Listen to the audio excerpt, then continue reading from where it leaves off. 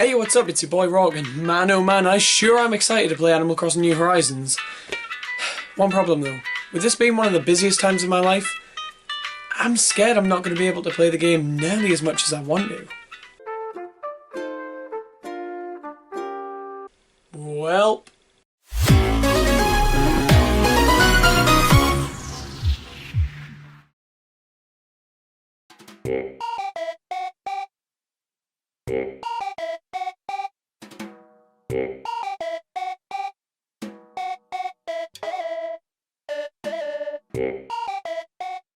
The world is not in a good state right now. The circumstances are extremely difficult for everybody. This much is obvious. However, there is a silver lining to every cloud, and this situation's blessing comes in the form of a game where cute little animals do nothing. Animal Crossing New Horizons released on March 20th, just as the situation began to get out of hand. And if I'm being completely honest, I don't think it could have released at a better time.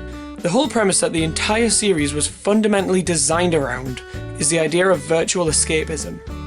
Each game in the series sees you move into a new town with absolutely nothing to your name. This has never been more true than in this entry, as instead of relocating to a pre-existing town, we arrive on a completely deserted island, and we'll arrive with only 2 villagers.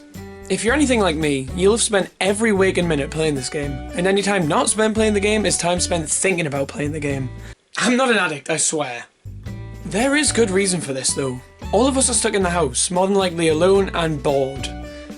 But if you're playing Animal Crossing, it's very hard to be either of those things. Sure, you move in with only 2 villagers, but Tom Nook and his nephews are always there to talk to. Hell, one of the first things you do in the game is having an island warming party.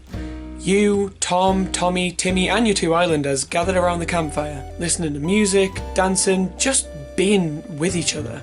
And that is only the beginning of it all. As the game progresses and your island fills out, more and more islanders move in. Each and every time you see an islander, you want to talk to them, and every time you do, you grow closer together. This game beats out its predecessors in this aspect, as the villagers feel so much more alive in this one.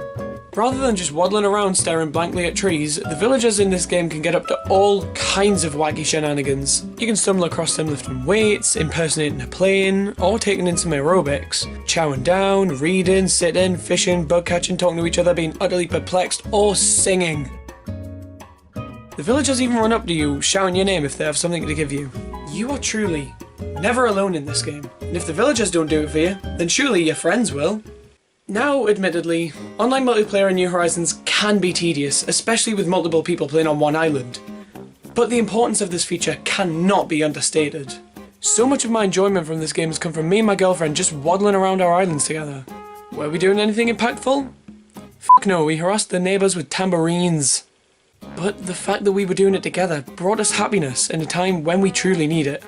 Especially because we can't be together in person. And I know I'm not alone with that sentiment. Twitter is alight with a metric shitload of videos of people playing the game with their friends. It makes us feel like we're together, when we can't be. But hey, let's say you like being productive. What does this game have for you? Well, this is another area where New Horizons is miles above the rest of the series. Or should I say, nuke miles above? As this game was engineered so that you never run out of things to do. Of course, there's the standard daily routine, fossils, fish, and filth! I'm on Blather's side on this one. But on top of all that, which itself can entertain you for many an hour if you let it, this game has a sinkhole of hours, being the Nuke Miles system. There are a massive amount of larger tasks to chip away at throughout the duration of your island life, with different levels of completion for each. There are also bite-sized challenges in the form of Nuke Miles Plus, which can range from catch a fish to destroy the island scenery. 5 of these tasks will reward you 2 times the rewards as the others, and every time you complete a task, you get a new one immediately. You get rewarded with Nuke Miles, and these can be traded in for an abundance of things at the Nuke Stop Terminal. Neat shit. The fact that there are always Nuke Miles Plus tasks to be doing means that you really never have to turn the game off if you don't want to. There's always something to do. All of this would have made for an experience that substantially aids with the whole being lonely to save the world thing. But this is only half the story. You see, we live in the era of... oh, shit. What's it called? Yeah, that thing. This game is not complete. Okay, I realise saying that may spur the sharpening of pitchforks. Let me reiterate. This game is the full package. But the devs have the power to add to this masterpiece all they want. Within 5 weeks of the game being released, it has already updated multiple times, giving us more and more things to do, adding back fan favourite characters and features, and if data mines are anything to go by, this is only the beginning. Another issue of quarantine is that we can't celebrate holidays, but Animal Crossing has us covered. A core part of Animal Crossing is real world holidays for us to partake in. Basically all of the big commercialised ones, as well as celebrating our birthdays and the islanders' birthdays. This may not seem like much, but this really makes a difference. Bunny Day may have left a negative impression on people because of the overabundance of eggs, but I really don't think this is anything to worry about, especially considering we won't be egg hunting on Halloween. If only. So far I've looked at personal impact, how New Horizons can help us as individuals through this difficult time.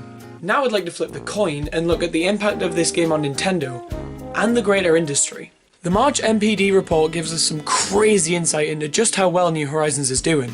For March 2020, this was the highest selling game and is now the second highest selling game of the year so far, only behind Call of Duty Modern Warfare. This in itself is amazing. But that's not all. Animal Crossing New Horizons has the third highest launch month sales of any Nintendo game in history, behind only Super Smash Bros. Brawl and Ultimate. This means that Animal Crossing New Horizons, within its first month on the market, has outsold every Mario, Zelda or Pokemon game.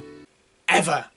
And what's more, Pokemon is the highest grossing media franchise of all time, and the Mario series is notorious for being a massive seller on Nintendo consoles. Yet, Animal Crossing outsold them, at least in terms of launch month sales. It was only beaten out by 2 Smash Bros. Games, which are massive crossovers that attract fans of many, many franchises. Animal Crossing New Horizons has also already outsold all of the previous entries in the series. New Leaf was the previous highest selling game at 12.45 million units according to Nintendo's Japanese website. So I don't think it's unreasonable to assume that New Horizons is nearing the 13 million mark. This would make it the 6th best selling Switch game so far. In a month! Nintendo must be on cloud 9 with this! This game is spewing money at them. And considering the circumstances, it's fair to assume that not many games will be released this year. So the astronomical success of New Horizons is certain to carry Nintendo through the pandemic. Now, to summarise my points, Animal Crossing New Horizons is cool as f***. Now I'd love to keep yapping on about how great the game is, but I've determined that my island layout stinks and that it's time to sink millions and millions of bells into reforming it into something that I will ultimately end up hating in a few days. It's a lifestyle.